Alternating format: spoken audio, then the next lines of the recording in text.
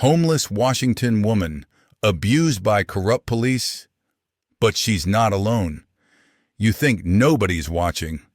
Her voice barely rose above the rain, just enough to make both officers pause. A cold Washington night. Neon bleeding into puddles. Dana, invisible beneath a torn tarp, clutches the last thing she owns, while two badges step into the alley like they own the dark. They don't ask, they take. A backpack snatched, a threat whispered, a hand that lingers too long. Then, click. A shutter from the shadows. A hooded stranger phone, raised lens steady, in the rain. The rain had been falling for 3 straight days, the kind of relentless drizzle that seeped into bone and spirit alike. In downtown Tacoma, Washington, the gutters overflowed, and the cold wind off the Sound made even the neon-lit streets feel hostile. Dana sat hunched under the skeleton of a rusted fire, escaped the damp concrete wall at her back, a blue tarp pulled around her shoulders like a flimsy shield. The tarp used to be bright. Now, it was a dull, weather-stained gray, just like the rest of her life. She kept her backpack in her lap. Canvas faded thin, one strap, fraying to threads, but inside, it was everything she had left: a change of clothes, a thrift store blanket, a small Bible, and a folded photograph of a girl she hadn't seen in 10 years. Every so often, her fingers brushed the photo through the fabric. A habit, a reminder. Cars passed the mouth of the alley without slowing. People hurried by with umbrellas angled away from her, as if the rain could carry whatever she was. She didn't blame them. In the city, invisibility was a kind of safety. But tonight felt different. The air tasted heavier. Somewhere beyond the rain's constant hiss, an engine idled just a little too long. Dana shifted deeper into shadow, her eyes following the faint reflection of headlights on wet brick.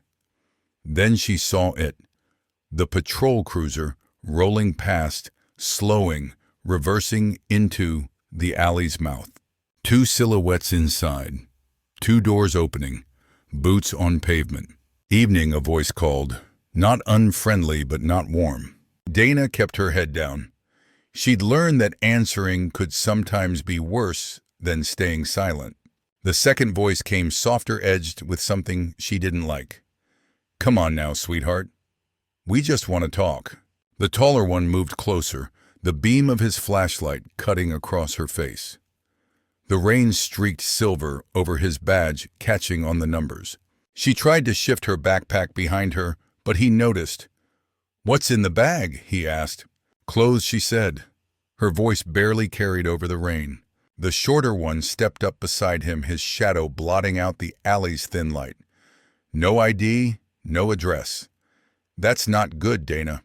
Her stomach tightened. She'd never told them her name. The badge in the rain. The rain pooled at Dana's feet, cold enough to numb her toes through thin sneakers. She shifted her weight, trying to keep her backpack close. But the tall officer stepped into her space, his boots splashing in the water. Stand up, he ordered, voice flat. Dana hesitated. Why? Because I told you to. He didn't shout. He didn't need to. The weight behind the words was enough. The shorter one circled to her side, scanning the alley like he owned it. Let's see what she's hiding. I'm not hiding anything, Dana said, keeping her voice steady. The taller officer bent his gloved hand, shooting out to grab the backpack. She held on. It was instinct, not defiance. But that single motion changed everything. Resisting, huh? The shorter one said, his smirk cutting through the rain. No, Dana replied quickly. Please, it's all I have. With a sharp tug, the taller officer wrenched the bag from her grip. It hit the wet concrete with a dull thud, the sound of her life being emptied out. He crouched and unzipped it. Clothes spilled onto the ground, soaking instantly. The Bible, the blanket, the folded photograph, the one she thought she'd hidden deep, fluttered free and landed in a puddle. The shorter one picked it up, turning it between his fingers. "This your kid?" Dana said nothing. "That's sweet," he said, slipping the photo into his own jacket pocket. "Consider it evidence." Her chest tightened, but before she could speak, he stepped closer, close enough that she could smell coffee and stale tobacco on his breath.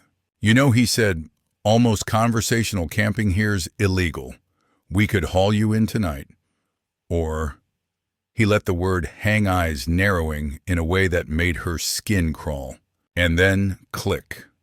A camera shutter, crisp and clean, over the rain's hiss. Both men froze.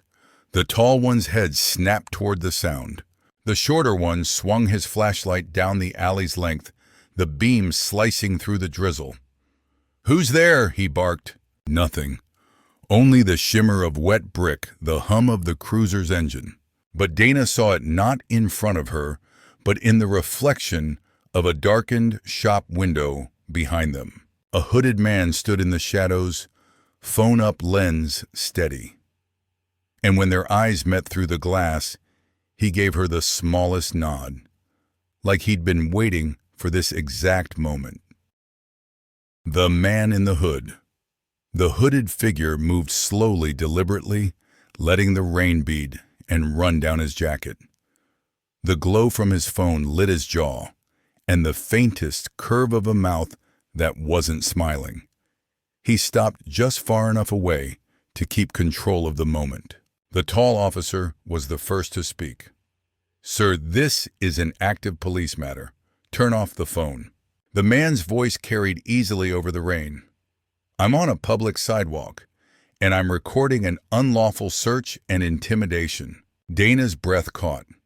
No one had ever said the words out loud before unlawful search. The shorter cop turned his jaw tight. "You don't know what you're getting into." The man didn't flinch. "Neither do you, but I've got both your badge numbers." He tilted the phone slightly so the red recording dot was obvious. A tense beat passed the rain, filling the space between them. The tall one shifted uncomfortably, casting a quick look at his partner. The shorter one's smirk had vanished. Dana could feel it, the balance of power tipping, even if just a little. "You think this will stop us?" the tall officer asked. "No," the man said calmly, "but it'll make sure the whole city sees you." That landed. A flicker of uncertainty crossed the shorter officer's face. He glanced back toward the cruiser. Finally, the tall one bent, scooped Dana's wet clothes back into the backpack, and shoved it toward her. "Get out of here, now." She took it without a word, her fingers numb from the cold and from the shock of what had just happened. The officers retreated to the cruiser, their boots splashing in the puddles. The hooded man tracked them with his phone until the engine roared and the headlights faded into the rain. Only then did he step closer to Dana. "You're safe for tonight," he said, "but they'll remember your face." Her voice was small.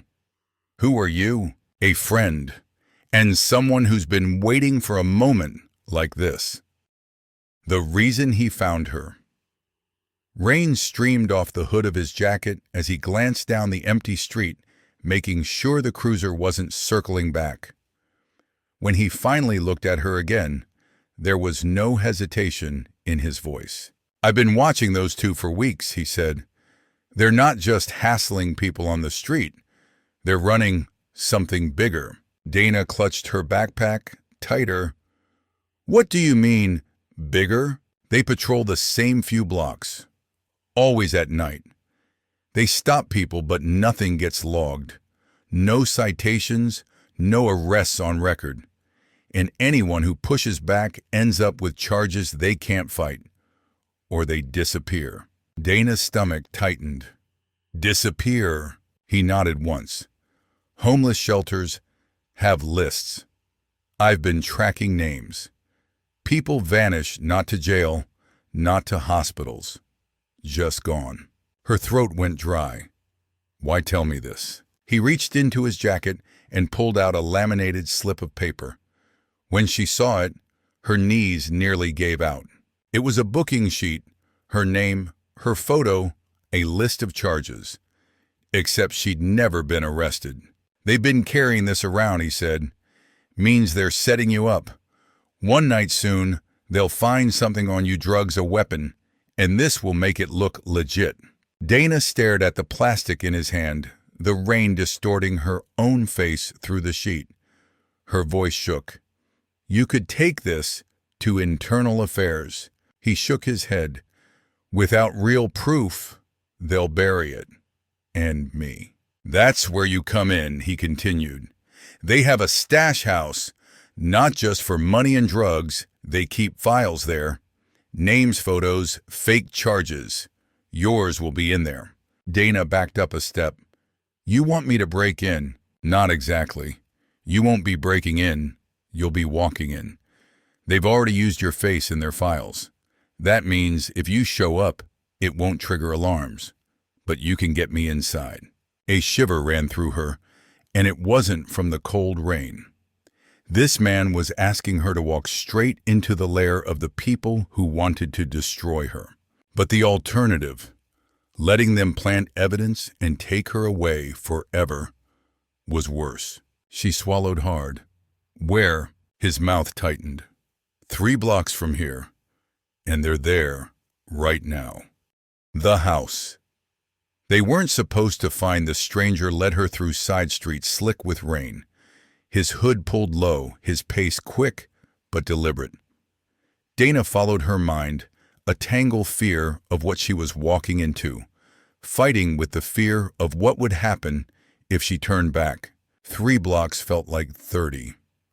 When they stopped, it was in front of a rundown duplex with peeling paint and blinds drawn tight. The place looked abandoned, but a faint light glowed through a gap in the curtains. "This is it," he murmured. "They use the ground floor.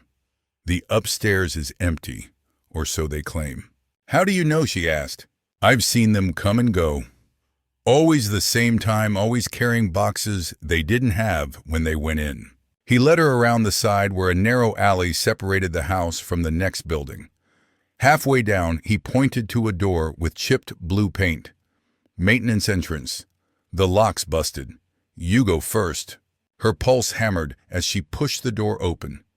It creaked too loud in the rain-heavy silence, but no one came. Inside smelled of mildew and old carpet. A hallway stretched ahead, ending in another door. He motioned for her to keep moving his phone now, in his hand camera on recording. The second door opened into a small room lit by a single desk lamp. Filing cabinets lined one wall. On the desk, stacks of manila folders and a laptop sat beside a half-empty cup of coffee, steam still curling from it. Dana's eyes darted to the nearest cabinet. The labels were handwritten, "Vagrancy drug, possession assault." She pulled open a drawer. Inside, rows of folders, each with a name, a photo, and a date. Some had mugshots. Some had candid photos clearly taken from a distance. Her fingers froze on one file. It was hers. Same photo, from the laminated slip, the same fake charges, plus a notation at the bottom, pending May 14th. Behind her, the stranger swore under his breath. She turned to see what he'd found.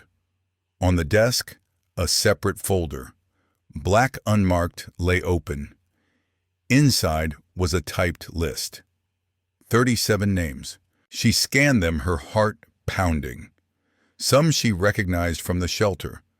Some she'd heard about, whispered in conversations that ended too quickly. Every name had one word next to it: cleared. "What does that mean?" she asked, though she already feared the answer. The man's voice was grim. "It means they're gone." Before she could speak, footsteps creaked from the hallway they'd entered through. Slow, deliberate, getting closer. He glanced at her. "Time to go." The door opens. The footsteps stopped just beyond the thin wooden door to the hallway. Dana could hear the slow drag of breath, the weight of someone standing still listening. Her fingers tightened on the folder in her hand. The stranger raised a finger to his lips, but his other hand slid inside his jacket, gripping something she couldn't see. The knob turned. The door swung open. Framed in the doorway, dripping from the rain, stood Officer Kellen, the shorter one from the alley. The smirk she'd seen earlier was gone. In its place was a flat, predatory calm. "Well, well," he said, stepping inside. "Didn't think you had the nerve to wander in here, sweetheart." Dana's pulse thudded in her ears. Behind her, the stranger angled his phone so it was still recording, the red light blinking steadily. Kellen's gaze slid to him. "You again. Thought I told you to turn that thing off." "You did," the man replied. "I didn't." A tense beat passed. Kellen shut the door behind him with a slow push, the latch clicking into place. "You think you're smart," Kellen said, eyes moving between them. "You're not. This is where your little crusade ends." Dana forced herself to speak. "Why my name? Why me?" His expression didn't change. "You're just another file. Easy to bury, easy to forget." Her grip on the folder tightened. And the others, the ones marked cleared. For the first time, something flickered in his eyes' annoyance. "You don't want to know." The stranger stepped forward just enough to draw Kellen's attention. "You've been sloppy. I've got you on video in the alley. Now we have your files.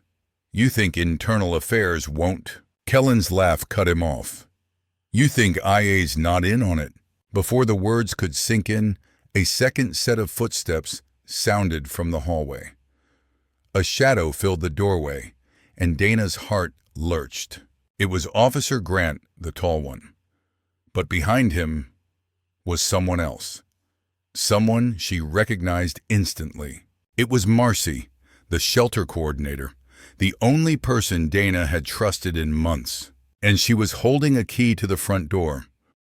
The betrayal rainwater dripped from Marcy's hood, forming a small dark circle on the carpet. Her expression was unreadable, but her eyes didn't look surprised to see Dana standing in the stash room. "Dana," she said softly, "you weren't supposed to be here." The stranger shifted, keeping his phone aimed at all three of them. "You know her?" he asked. Marcy's gaze flicked to him, then back to Dana. "I told you to stay out of trouble. That was for your own good." Dana's voice cracked. "You told them about me." Marcy hesitated just long enough for the answer to be clear. "They pay me to keep order at the shelter, to make sure certain people end up in the right place at the right time." "The right place?" Dana asked, her stomach nodding. "You mean here, in their files." Officer Kellen leaned against the desk, smug again, now that the pieces were falling into place. "She's been our eyes and ears. Knows who's alone, who won't be missed, who has no one to fight for them. Makes our job a hell of a lot easier." The stranger's jaw tightened. "You're trafficking them." Grant, the tall one, gave a humorless smile. "We're cleaning up the streets and making sure we get something back for the trouble. You call it whatever you want." Dana's grip on the folder was so tight, the edges dug into her palm. "All those names. They're gone because of you." Marcy didn't look away. "They're gone because the world doesn't care. At least this way, I get to keep the shelter open for the rest." The room felt smaller with every word. Kellen stepped toward the stranger, his hand hovering near his belt. "You're leaving your phone here, and you're walking out with nothing." The stranger didn't move. His thumb hovered over the screen like a trigger. One button, and this goes live. For the first time, Grant's composure faltered. Kellen's eyes narrowed. Marcy glanced at the door. Outside, somewhere in the street, a siren wailed faintly. "That's our ride," the stranger said, a faint smile touching his lips. But Dana noticed his hand trembling, whether from adrenaline or fear she couldn't tell. The last choice. The siren grew louder, a high, urgent wail slicing through the rain. Kellen's gaze darted to Grant, then to Marcy, calculating whether the sound meant help for them or trouble. The stranger's thumb still hovered over his phone screen. "One tap," he said evenly, "and this isn't just on the cloud, it's everywhere." Grant took a step forward. "You won't make it out of here." "Maybe not," the stranger said, "but you won't make it to your shift tomorrow." Dana's heart pounded. She wasn't supposed to be part of a standoff, she was supposed to be invisible. But now all eyes were on her. The siren stopped abruptly. Tires splashed in the street outside. A car door slammed. Heavy boots crunched on wet gravel. Kellen cursed under his breath. Marcy moved toward the desk, sliding a drawer open. Dana acted before she could think. She grabbed the unmarked black folder from the table and bolted toward the maintenance door. Grant lunged, fingers grazing her sleeve, but she slipped free, the folder clutched to her chest. The stranger moved too, blocking the officers just long enough for her to shove the door open. Cold rain hit her face like glass shards. Outside, 2 uniformed officers were already crossing the yard. For a split second, hope flared until she saw the look in their eyes. They were smiling. "Back up. For them." The stranger burst out behind her, his phone still raised. "Run," he barked. She sprinted toward the street, water splashing up her legs, lungs burning. Behind her, voices shouted, boots pounded. Someone cursed her name. She didn't stop until she rounded the corner, pressing herself into the shadows between 2 buildings. The stranger caught up. Seconds later, breath ragged. He held up the phone, showing her the live stream. Thousands of viewers. The comments rolling so fast she couldn't read them. "You did it," he said, grinning for the first time. "They can't bury this now." Dana looked down at the folder in her hands, 37 names that could no longer be erased. Her clothes were soaked, her body trembling, but for the first time in years, she didn't feel invisible. Somewhere behind them, more sirens wailed, the kind that weren't on anyone's payroll. The rain kept falling, washing the night clean, drop by drop. Dana slipped the folder under her jacket and met the stranger's eyes. "Let's finish this," she said, and together they stepped out of the shadows.